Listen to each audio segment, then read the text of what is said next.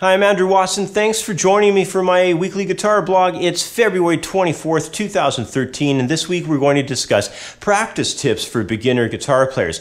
Now, this question was sent in from Richard W. He's from Boulder, Colorado, and he wrote in with this email to me.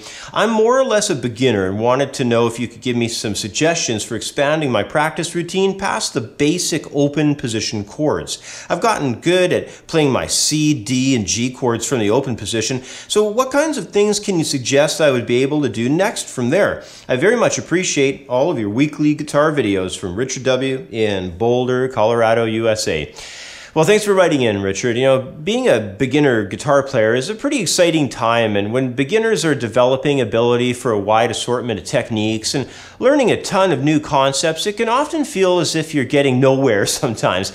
So I'd like to take those three chords that Richard mentioned, the C, D, and G chords, and discuss an idea of expanding from what is already known and how beginners can go and branch out of what things that they're already understanding.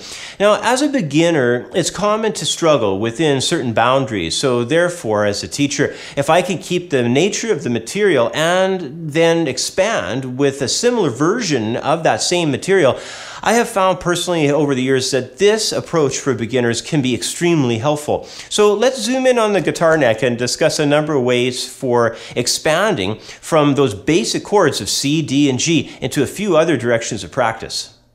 Once many of the basic guitar chord shapes are fairly well rehearsed, it's a lot of fun to plug in specific rhythmic grooves. So I've taken our chords, arranged them into a progression going from D to C and then resolving to G within a specific rhythmic groove. Now, the thing with rhythms, however, is that I've placed the C and the G chords into a different feel, and that's the benefit from practicing to other kinds of rhythms, is having slightly different feels occur and you practicing being able to get into that particular groove.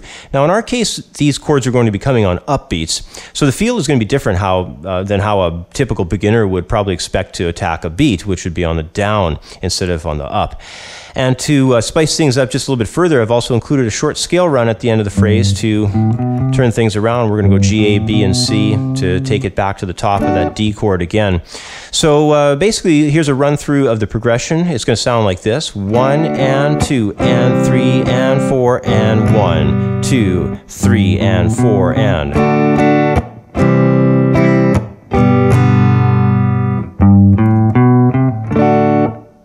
Now, the eighth note rhythm is pretty steady until we get these upbeat attacks off the C and the G. So you can tell there we have 1 and 2 and. The and of 2 gives us the C chord coming in, and it's the and of 4 into the downbeat of 1 of the next measure where the G chord appears. There is a scratch rhythm that I was putting on the downbeat of 2, and to do that, just lightly bring up your fingers so that the strings are deadened like that, and then you'll get that chuck sound when you strum against the notes that are slightly muted. Okay, that will give you that nice percussive effect. Now, on the second measure, of course, there's those tones that lead in the G, A, B, C that turn the progression around. So it's a fairly straightforward idea using the D, C, and G chords, but there is some things to practice in there if you're a beginner. One of them, of course, is the rhythms, and then if you haven't done a lot of work on single note line work, that's going to be the other thing to tackle there. Now, the next area I want to branch out into is actually a little bit easier. It's going to be the world of power chords. Now, in this case, with a power chord, we're only using the root and the fifth tones of each chord, and this can make things quite different for players since the hand technique required to make a power chord shape is a little bit different from playing open position chord fingerings. On the fretboard shapes are usually pretty straightforward for students, but if you have a little bit of trouble doing the extended note out to the octave there, you can drop the use of the small finger and just go with a two-note power chord of the index and ring fingers there.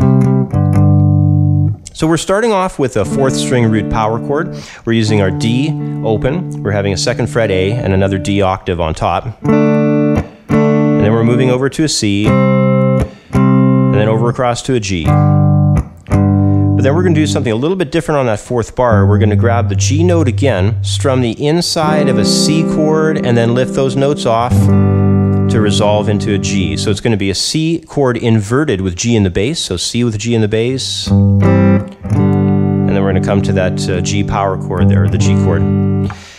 Here's the whole progression.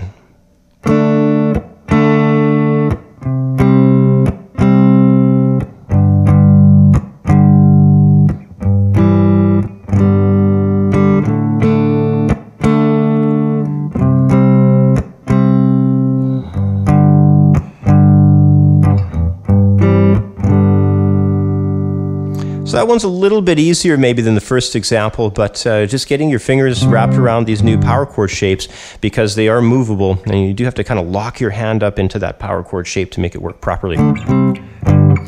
Now next I would like to head back to the open chord shapes again. However, instead of strumming through these chords, let's cross pick through the shapes and produce some nice arpeggiated sound with them.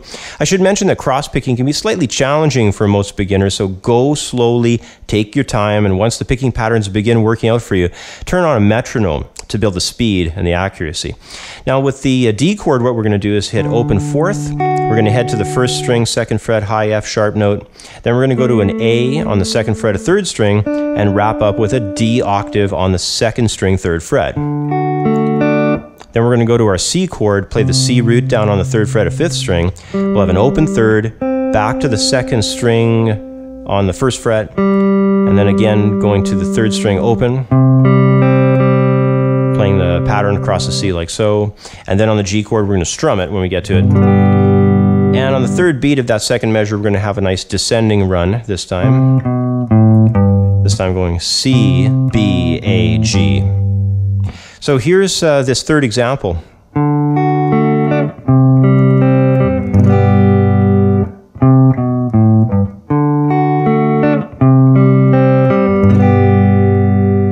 That cross-picking technique, you don't have to get too fancy with it, and it can sound pretty cool. It's a nice way to arpeggiate through some chords when you're practicing them as well. Now in my final example, I'll be bringing in the popular and of course fun-sounding blues boogie feel. It's usually fairly straightforward for beginners to develop. The D chord is going to be done as an easier, more common along the neck blues boogie approach. And in order to cover the C and G chords with this groove, I'll need to keep with the lower string portions of those C and G chord shapes. But with some practice, those are going to be developed, I guess, over a period of time, because the fingers are kind of squished up when you get into the C chord there and the G chord. So I have to practice that a little bit. Now the other thing to keep in mind here as well is blues progressions can be done with a swing feel or a straight time feel. The straight time feel is right on the eighth note beat, so 1 and 2 and 3 and 4. If we go to a shuffle feel, it's more of a triplet idea, so it's like 1 and 2 and 3 and 4. So here's my last example, played with the boogie style in a shuffle feel over all the chords.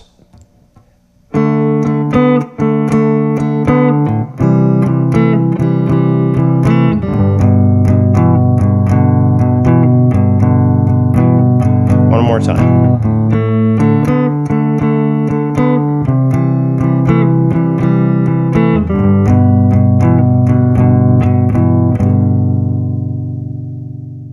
Well, generally, if we compare the amount of material that most beginner players get exposed to in, say, the first 12 to 18 months of practicing guitar, and compare that to what they are fully able to develop to a high level of playing, it is, for the most part, quite a small quantity of material that's able to be highly developed. So an excellent approach to take is one of modifying chords, techniques, and melodic concepts, making them stylistically different by basically varying the rhythms, by including different guitar techniques. And through this varying approach, beginners can cover a lot of ground and have a lot of fun at the same time.